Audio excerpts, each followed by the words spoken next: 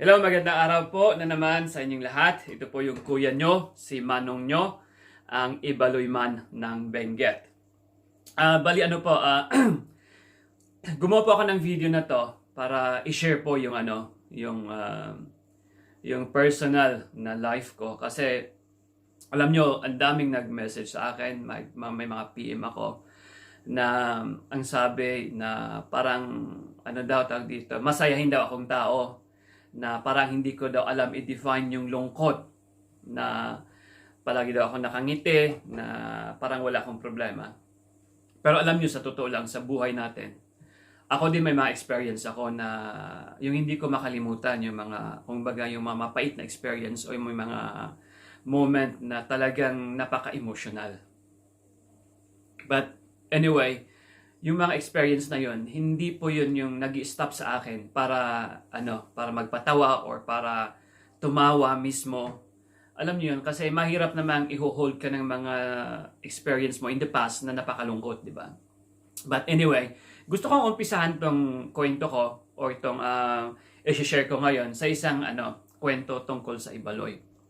Na paano mo daw malalaman na Ibaloy yung pumasok sa restaurant? Na pag tinignan mo daw, napakadesente. Yung pananamit, maganda. Yung pananalita, maganda naman, hindi naman madlaw. So, ngayon, malalaman mo daw na Ibaloy kung tinanong yung kasama na ganito, anong coke mo? Sprite o Royal? So, confirm.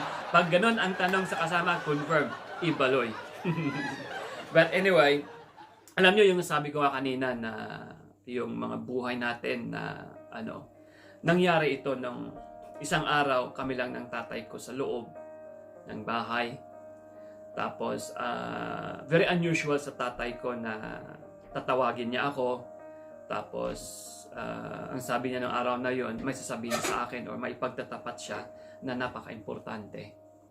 Na hindi ko akalain na ito yung time na hindi ko makalimutan sa buong buhay ko, na alam mo yung shock ka talaga na hindi ka makapaniwala na ginawa ng tatay mo, alam mo yun. Pero wag nyo akong ang tatay ko saludo ako, wala akong masasabi, hardworking yan, pero ito lang yung si-share ko na to, yung isang time na nagkausap kami, man to child, bata pa ako nun.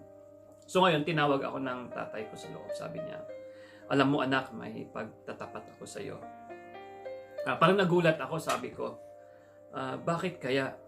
Anyway, kaming magkakapatid, 5 kami, isang babae, 5 lalaki, isang babae. Yung babae ang pinakamaganda sa aming 5. Hindi, joke lang. Maganda talaga yung kapatid ko. But anyway, so ayun, tinawag ako ng tatay ko, sabi ko, bakit kaya nagtataka ko? Pero alam mo ba, nung time na yun, parang mararamdaman mo na may mali or parang may very unusual. So yung araw na yun, bigla akong kinabahan. Ninervyos talaga ako at parang nanginginig ako. So binigyan ako ng tatay ko ng tubig. Sabi niya, maupo ka anak. Napaka-importante ng sabihin ko sa iyo. At sana maintindihan mo, sabi ng tatay ko. Tapos sabi niya, pinat niya ako sa likod. Sabi niya, anak, pagpasensyahan mo na. Sana huwag kang magugulat.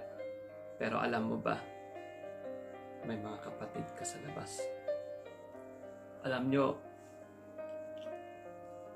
nyo, siguro sabihin nyo napakadrama ng buhay ko.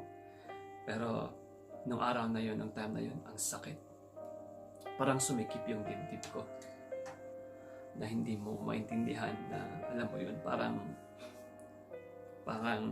alam mo, parang iiyak ka sa lungkot o hindi mo maintindihan na parang mainit, parang alam mo yun. So, nagulat ako.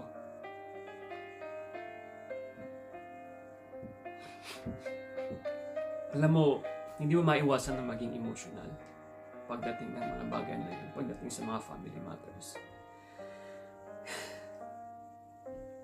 Pasensya na kayo.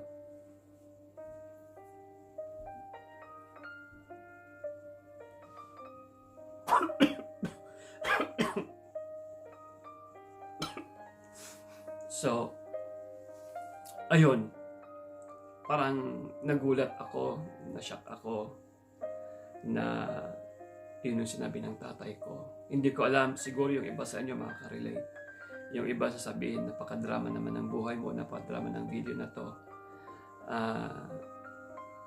Di ko alam, siguro di ko alam kung anong maging nararamdaman nyo para sa akin o nararamdaman nyo sa sarili nyo o sa mga kaibigan nyo sa may mga ganitong sitwasyon. Alam niyo yun.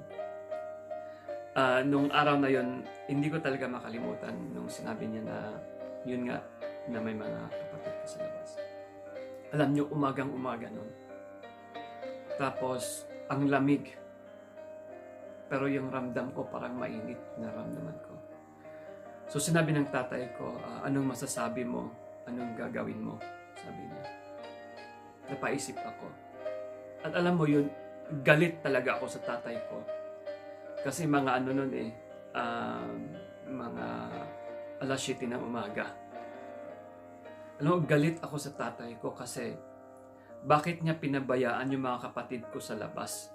Tapos sasabihin niya sa akin na may kapatid ka sa labas. Ang lamig-lamig sa labas. Alam niyo kung anong ginawa ko? Binuksan ko yung pintuan. Nakita ko yung mga kapatid ko sa labas, nilalamig.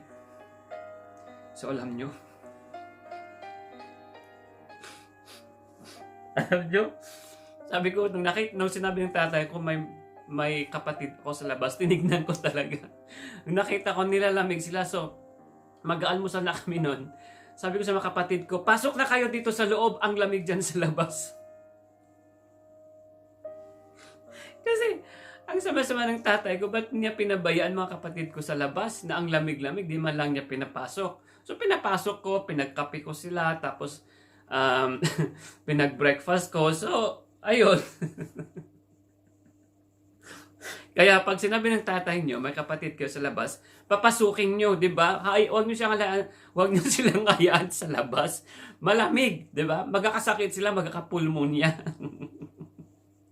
So anyway, maraming salamat po sa panonood ng video. 7 minutes na naman po tayo. Sana hindi kayo magsasawa. At alam nyo mga kaibigan, mga kababayan, Kailian, por favor, please, may YouTube channel ako, Lakay Tugoy. T-O-G-O-Y.